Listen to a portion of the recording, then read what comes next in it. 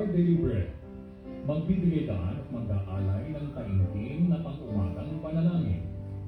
Pagbabahagi ng mga salita ng Diyos. Ang pagbasa at pagbabalik-tanaw sa Ebanghelyo, halaw at mula sa Biblia at pagkakaloob ng mga pangko. Our Daily Bread. At ngayon, narito na si Brother Mar Rodriguez ng Lay Dominican Order of Preachers. Good morning po. Welcome po dito sa Broad Streamcast Communicators, dito po sa programang Our Daily Bread. Kamusta po ang inyong morning? Kamusta po ang inyong Wednesday? At ngayon po ay Wednesday na nga at kalahati na naman ng linggo. Napakabilis po ng ikot ng araw. Ano po. At kahapon wala po tayo. Absent tayo kahapon dahil meron naman po tayong inasikasong napakahalagang bagay. Well, anyway, ngayon po itong umagang to ay magsasama-sama po tayo. Good morning po sa lahat po ng mga nanonood sa umagang ito. Ang ating suking si Miss Eve Ramos. Hi, good morning po Miss Eve. At binabati ko po lahat ng mga nanonood sa umagang ito. Si Mr. Ed Neri, ayan, ang may-ari po ng Yakitori, Pinoy Yakitori. Ayan, yung kanyang Pinoy Yakitori, yung kanyang napakasarap na barbecue. Aba, naaamoy natin sa umagang ito. Napakasarap po mag-almusal pagka ang inaalmusal nyo ay yung napakasarap na Pinoy Yakitori. Ayan. Good morning po kay Mr. Edner. Kaibigan po natin yan. Good morning din po sa lahat kay Mr. Tony Salaw. Ayan. Sir Tony, kamusta? Good morning po. At good morning din po kay Mr. Sel Baisa. Well, sisimulan na po natin ang ating morning sa umagang ito na nagpapasalamat po sa lahat po ng biyaya ng ating Panginoon. At ikinalulungkot po natin ang isang napakalungkot na balita na nabasa po natin ngayon sa news. May isa na naman pong mayor ang matay dyan sa Calbayog City, dyan po sa Samar. Ayun po, ikinalulungkot po natin ang pagkamatay po ni Mayor Ronald Aquino. Condolence po sa kanyang pamilya. Siya po ay sinasabi na inambush. Ito po daw ay sinasabing drug related. Nakakalungkot po Sana po ay lumabas po ang katotohanan kung ano ba talaga ang punot dulo ng pagkamatay ng mayor ng Calbayog. Ipagdasal po natin ang kanyang kaluluwa, maging po ang soul ng mga kasamahan niya po na sama doon sa ambush. RIP. May soul rest in peace. Ipagdasal po natin. At sana po mabigyan po ng katarungan ang nangyari po kay Mayor Aquino. Simulan na po natin ang ating pananalangin at magpasalamat po tayo sa lahat po ng biyaya ng Diyos. Sa ngalan ng Ama, ng Anak, ng Espiritu Santo. Amen.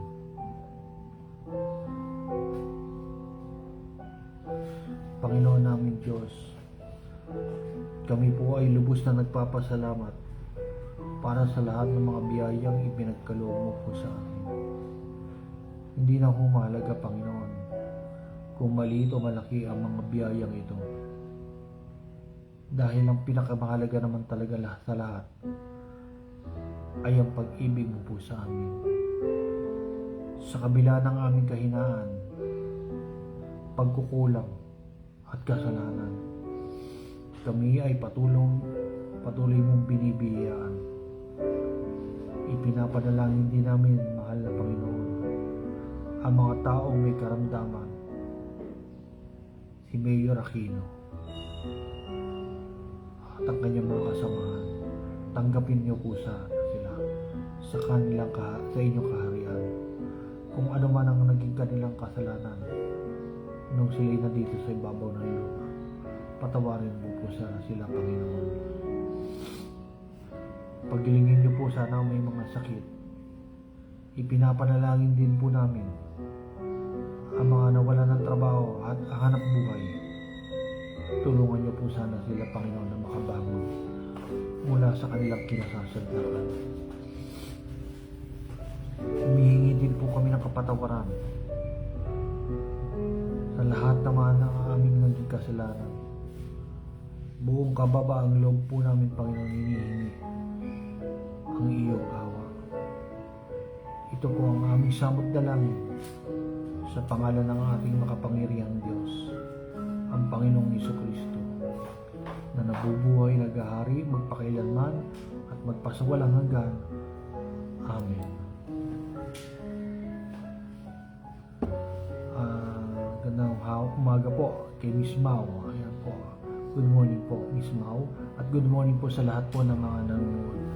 Kung kayo po ay may prayer intention at prayer request, at mangyari lamang po sana na ipadala niyo po sa aking messenger dito po sa Broad Street Cast Communicators, para kung kayo ay may isama namin sa aming mga panalangin sa pang-araw-araw, yung panalangin para sa mga karamdaman. Mangyari lamang po na i-send niyo po ang pangalan nung may karamdaman at ipapanalangin po natin, ipagdadasal po natin at ipapapamisa po natin dyan sa Santo Domingo Church. Ngayon naman po ay babasahin po natin ang salita ng Diyos mula po sa sulat ni San Marcos.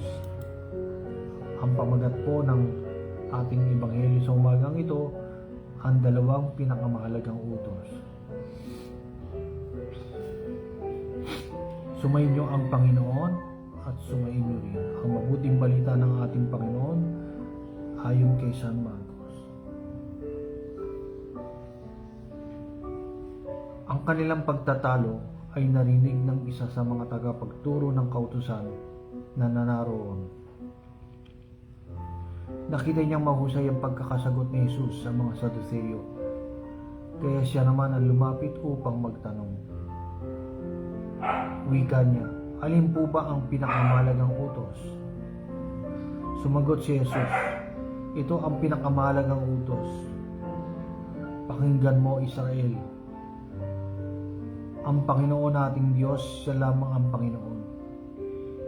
Ibigin mo ang Panginoon mong Diyos ng buong puso mo, ng buong lakas mo, buong pag-iisip mo, at buong lakas mo. Ito naman ang pangalawa. Ibigin mo ang iyong kapwa, gaya ng pag-ibig mo sa iyong sarili. Wala nang ibang utos na hihigit pa sa mga ito. Wika ng tagapagturo ng kautusan. Tama po, Guro. Totoo ang sinabi niyo. Iisa nga ang Diyos at wala nang ibang liban sa Kanya. At higit na mahalaga ang umibig sa Kanya ng buong puso, buong pag-iisip at buong lakas. At ang umibig sa kapwa gaya ng pag-ibig sa sarili, kaysa sa magdala ng lahat ng handog na susunugin at iba pang mga alay. Nakita ni Jesus na maganda ang sagot nito, kaya sinabi niya, hindi ka nalalayo sa kaharian ng Diyos. At mula ngayon, at mula noon ay walang nangahas na magtanong kay Jesus. Mga kapatid, ang mabuting balita ng ating Panginoon. Good morning po kay Miss Casey Ashley. Good morning po. God bless po. Sana Miss Casey ay lagi po kayo manonood ng Our Daily Bread dito po sa Broad Street Cast Communicators.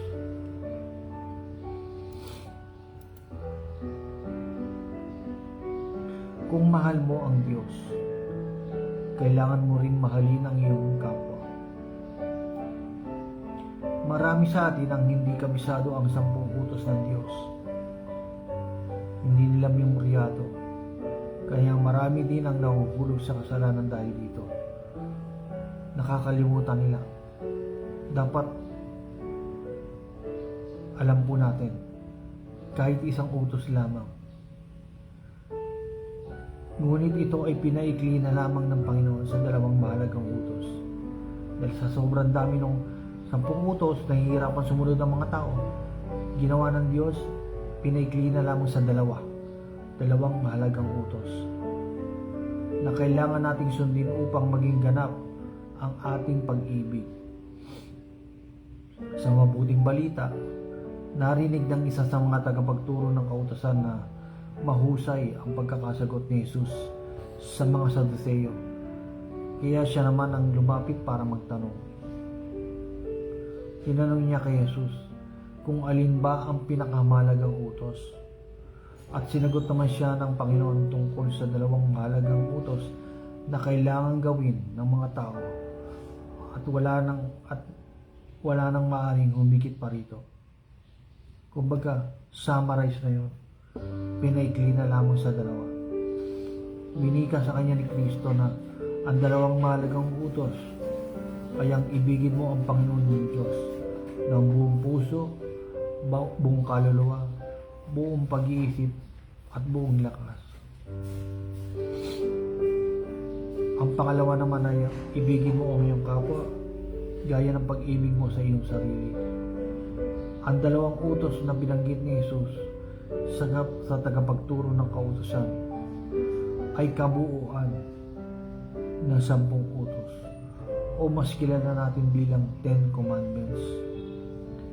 Dahil ang lahat ng nakasaad dito ay pinaikli na lamang sa dalawang utos na winika ni Kristo. Ito ang mga utos gaya ng huwag kang mangangalunya, huwag kang papatay, huwag kang magnanakaw, huwag mong pagnasaang maangkin ang pag-aari ng iba. Kung totoong umiibig ka sa Diyos, kung talagang mahal natin ang Diyos, hindi natin magagawang makiapid o mangalunya. Kung tunay at wagas ang ating pag-ibig sa Diyos, hindi tayo mapapatay. Hindi ka papatay ng iyong kapwa.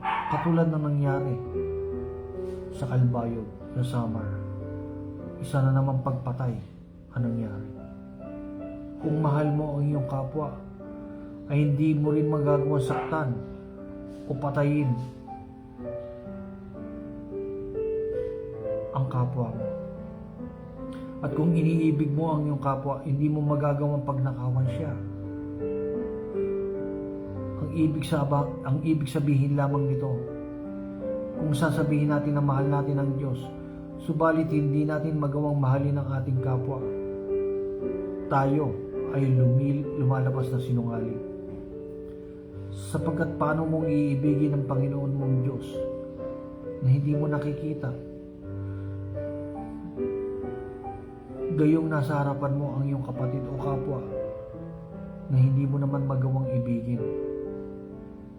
Iyan ang nakasaad o mababasa natin sa unang Juan chapter 4 verse 20 hanggang 21. Paano natin sasabihin iniibig natin ang Diyos kung sinasaktan natin ang ating kapwa? Sapagkat kung sinasaktan natin ang ating kapwa, ay parang si Jesus na rin ang ating sinasaktan o parang sa Kanya na rin natin ito ginawa. Paano natin sasabihin mahal at iniibig natin ang ating Panginoon kung nagbubulag-bulagan tayo sa mga taong namamalimos sa kalsada, mga taong walang matirahan at naghihikahos? Sapagkat ang tunay at totoong umiibig sa Diyos ay hindi nagkakait ng tulong sa ating kapwa. Dahil kapag sila ay pinagkaitan natin, parang sa Diyos na rin natin ito ginawa. Huwag po natin sabihin ng bibig, sabihin po natin sa pamamagitan ng gawa. Sinasabi mo mahal mo ang Diyos, sinasabi natin mahal natin ang Panginoon, pero pag may lumapit sa atin, pinagkakaitan natin ang tulong. At hindi naman natin maaaring mahalin ang kapwa nang hindi natin minamahal ang Diyos. Hindi po natin maaaring paghiwalay ang dalawang yan. Lagi po silang magkasama. Dahil ang pagmamahal natin sa Diyos ay kailangan may pakita rin natin sa pagmamahal natin sa ating kapwa. Kapag binamahal natin ang ating kapwa, ito'y pagpapakita lamang din ng pagmamahal sa Diyos. Kaya paano natin pong papaghiwalay ang dalawang yan? Lagi pong magkasama, inseparable na kung tawagin po natin. magkakambal po. Ang pag-ibig o ang ating pag-ibig ay hindi maaaring mahati sa dalawa. Hindi po tayo maaaring mamili na mamahalin lang natin ang Diyos, pero hindi natin mamahalin ang ating kapwa. Kailangan itong maging kumpleto sapagkat ang Panginoon mismo ay nagmahal sa atin ng buong buo. Kaya nga po mababasa natin sa ilang talata, kung ikaw ay mag-aalay ng handog sa Diyos at naalala mo may sama ng loob sa iyong kapatid mo, kapwa mo, iwan mo muna ang iyong handog. Umuwi ka at makipagkasundo sa Kanya. At saka ka bumalik at maghandog sa Diyos. Ibig sabihin, bago mo mahalin ang Diyos, kailangan mo matutunan muna ang pagmamahal sa iyong kapwa. Sa kabila ng ating mga kasalanan at kahinaan, minahal po tayo ng Diyos ng buong buo. Kaya po, paano natin mapaghihiwalay? Kung sasabihin natin mahal natin ang Diyos, pero hindi natin mahal ang ating kapwa, lalabas po tayo nagsisinungaling. Dahil paulit-ulit na sinasabi ng Diyos na dalawang mahalagang utos lamang ang kailangan sundin na lang: ang pagmamahal sa Diyos at pagmamahal sa kapwa. Kailangan po kompleto. Tulad ng ating katawan, tayo po ay nilikha ng kompleto. May mata, may mga kamay at may mga paa. Hindi po maaaring ipanganak tayo ng kulang. Manalangin po tayo. Panginoon, maraming salamat po sa iyong wagas na pag-ibig sa amin. Sa kabila ng aming mga kasalanan at karupukan, patuloy mo po kaming iniibig. Naway masuklian po namin ang iyong pag-ibig sa pamamagitan ng pag-ibig namin sa aming kapwa. Amen. Napakaganda po ng mensaheng ibinigay sa atin ng ating Ebanghelyo. Naway mahalin po natin ang ating kapwa. Bago po natin sabihin na mahal natin ang Diyos. Sapagkat po, marami po ang tao nagugutom, lalo na po ngayon, pandemya. Kailangan po nila ng tulong. Kailangan po nila ng kalinga natin. Ang pagpapakita natin ng pag-ibig sa kanila ay para na rin pagpapakita natin ng pag-ibig sa Diyos. Ang sinasabi nga po natin paulit-ulit dito po sa ating programa, whatever you have done to these least brothers of mine, you have done it to me. Kung ano man po ang ginawa natin sa ating kapwa, ay parang sa Diyos na rin po natin ito ginawa. Good morning po kay Mr. Willie Espiritu. Good morning po. Abangan niyo po yung susunod na programa pagkatapos po nito, yung for your information ng gwapong-gwapong si Mr. Willie Espiritu. Mr. Louie Del Rosario, good morning po. Hello, Mr. Louie. Kumusta po kayo? Yun nga po, katulad po na sinasabi po natin. Ngayon pong panahon ng pandemya, kailangan po ng mga tao ng tulong, lalo na po yung mga tinamaan ng COVID, kailangan po na rin ng panalangin. Ano man po, maliit na bagay, maliit na tulong na may pagkakaloob natin, hindi naman po kailangan maging malaki. Ano man po ang may pagkakaloob natin po sa kanilang tulong, ay parang sa Diyos na rin natin ginawa. Kaya po, akmang-akma po sa gospel po natin, na ang pagmamahal sa Diyos ay para na rin pong pagmamahal sa ating kapwa. At ang pagmamahal sa ating kapwa ay pagpapakita rin ng pagmamahal sa Diyos. Good morning po kay Mrs. Josephine Roque. Ayan po. Thanks to you, Lord. Amen. Salamat po talaga sa Panginoon. Miss Josephine, talaga po hindi mo tayo pinababayaan. At sana po lagi po nating pagnilayan pa. Pagnilayan pa natin yung gospel na binasa po natin dahil napakaganda po ng mensahe nito. sa atin. At sana po, yung binasa po nating gospel ay tumimo po sa ating mga puso. Sana po ito ay na-digest natin ng mabuti. Dahil yung mga salita ng Diyos, yung mga ebanghelyo, ay talagang napakalalim po ng kahulugan. Pero pag ito po ay sa puso natin, malaki ang magagawa nitong pagbabago sa buhay po natin. Yan po sana ang ating laging isa sa puso at isa sa isip. Binabati na po natin yung ating mga suki. Okay, good morning po sa mga kasamahan kong lay ministers dyan sa Santo Domingo Church. Si Kuya Ben Maglaki, Kuya Bernard Bernal, Kuya Ado Galero, Kuya Ramil, Kuya Belmar, Kuya Tommy, Kuya Eric, ayan. At yan, si Kuya Willie, ayan. Si Kuya Willie. At yung mga kaibigan natin dyan sa IP, Institute of Preaching, ni Father Roy Rodriguez OP, Kuya Ray Cinco, Fer de la Cruz, at Sister Des. At yung mga